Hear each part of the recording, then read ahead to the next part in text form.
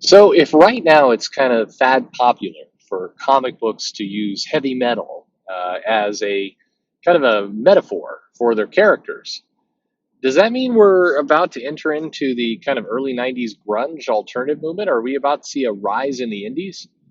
It's weird to compare music to comics in this way, but man, everybody else is doing it, so let's give it a shot.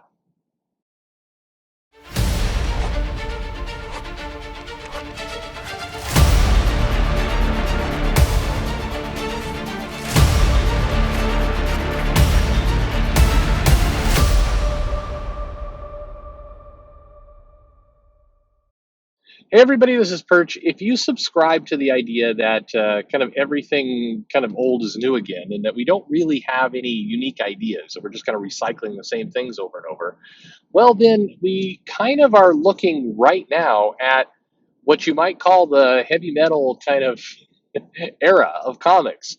We've certainly seen it kind of very front and center, both with DC's marketing plan of death metal and with Marvel and Donny Cates and kind of this you're gonna rock. It'll be really curious. I think that Donny Cates has earned himself a lot of what's the word I'm saying? Not credibility, but goodwill. I guess maybe that's the best way to put it with fans because his kind of his comic runs at Marvel have been fairly well received.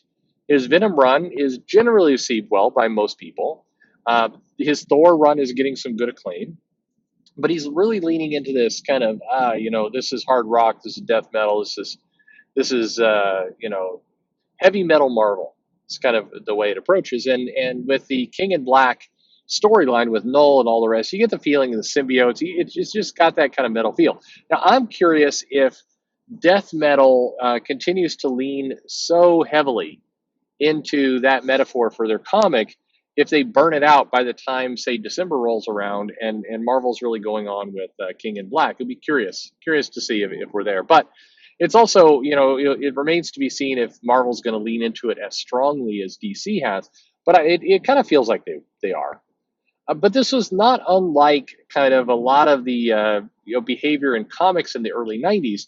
Now, if we're being kind of music lesson people, which I'm not the best person to do that, but uh, Marvel had, not just Marvel, but all the companies with the whole kind of extreme era were making a lot of comparisons there to hard rock and metal and we're hardcore. Kind of that was kind of what it was all about. And over in wrestling, you had ECW kind of doing the same. They're really carving themselves out as being the rebel, the metal rebel of wrestling, or the metal rebel of comics. But meanwhile, in the actual music scene, things were starting to transition over into grunge, into kind of alternative.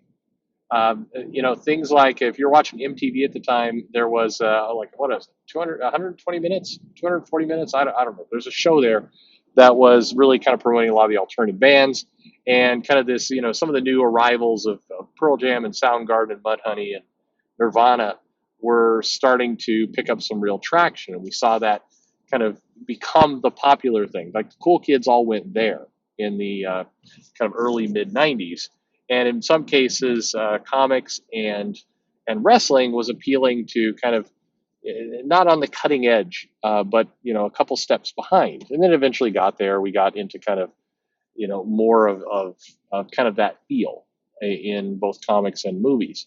Sorry, and wrestling and movies too, for that matter. But I kind of feel like if and now I'll draw in one more thing. At this point, people are either kind of like, okay, I kind of see where he's going here, or they're like, this is the kind of. By the way, this is the kind of video where if we were having beers, this would be like beer number 4, and I'm starting to kind of draw some things in. It don't completely work. I'll admit. But if this is the case, so Mark Millar said a little bit ago that every 15 to 20 years or so, comics goes through a change, and that change has different kind of levels inside of it. And I think that's hopefully at some point in the near future. Cross your fingers. Looks like things are going well. I'll be able to interview Mark Millar. It's I think coming. But anyway, it, within that 20-year cycle, you see a bunch of the same themes repeated over and over again. And I think that this is one of those. We're going to see a kind of another boost to the indies. It's natural and kind of impossible and arguable that we're going through that already with a lot of kind of crowd-funded comics, a lot of creators kind of going off and doing their own thing outside of the big two, and some interesting kind of comics that are coming on there. In some cases, if you look at very early Vertigo, you look at Sandman and Doom Patrol and some of the things that are going on there. That was kind of the lead-in to kind of an indie wave that would then kind of be pretty strong in the mid to late 90s. There were a lot of really strong indie books that came out. You saw Image take advantage of some of this. They kind of straddled the line between being that kind of metal extreme feel and indie, but that's what Image kind of grew into. The Walking Dead and others came kind of springing out of that. Books like Invincible, you just saw that kind of run appear as we got into the early 2000s. Well, I think we're at about that place now, where you're going to see some indie movement. You're going to see some new creators shake out. You're going to see some new faces kind of come onto the scene. You're going to see some new characters, some new longer runs that can get people excited, gives comics some credibility, shake things up a little bit.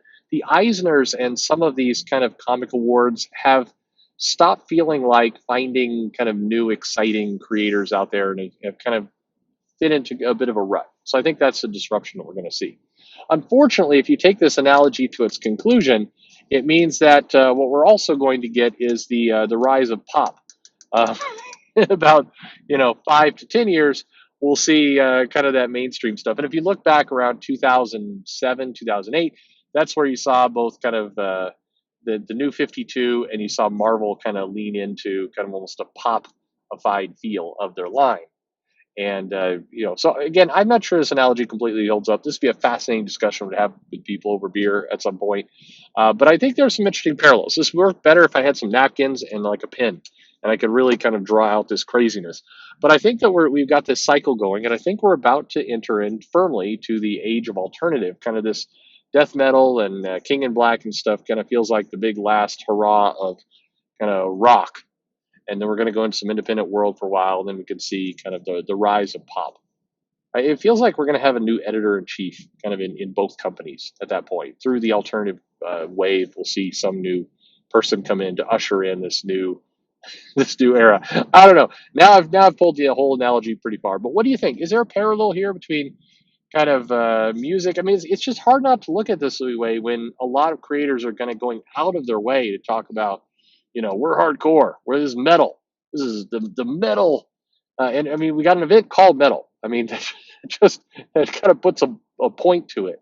But I do think that's where it's going, and it does kind of feel like we're heading into this place. And I'm kind of excited to see what an indie kind of revolution could look like, what alternative in comics really could mean. That could be interesting.